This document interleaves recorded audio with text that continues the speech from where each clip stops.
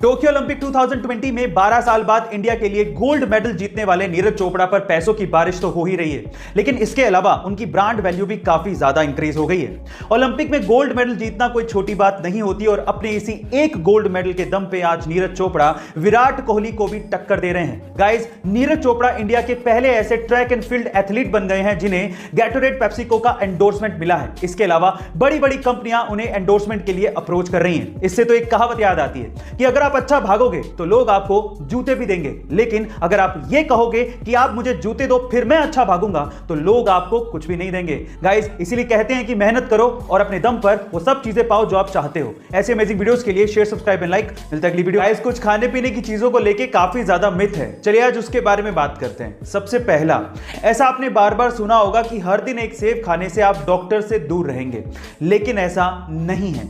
सेब खाने से आपको विटामिन सी और फाइबर की पूर्ति जरूर हो सकती है, लेकिन इसके अलावा भी बहुत सारे न्यूट्रिशंस आपकी बॉडी को चाहिए रहते हैं जो कि सेब में नहीं होते, तो सेब अकेला इसकी पूर्ति नहीं कर सकता।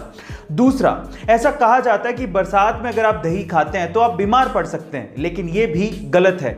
दही में ऐसे बैक्टीरियाज होते हैं जो कि आपके गट की इम्यूनिटी को बढ़ाता है और आपके डाइजेशन सिस्टम को ठीक करता है, इसलिए यह भी एक मिथ ही है।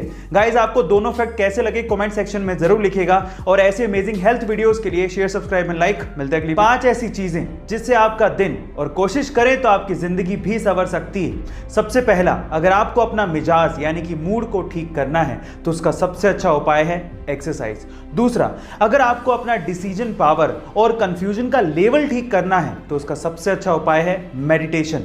तीसरा, अगर आपको दुनिया को समझना है तो उसका सबसे अच्छा उपाय है बुक्स यानी कि किताबों को पढ़ना। चौथा, अगर आपको दूसरों की मदद करनी है तो उसका सबसे अच्छा उपाय है अपनी मदद पहले कर लें।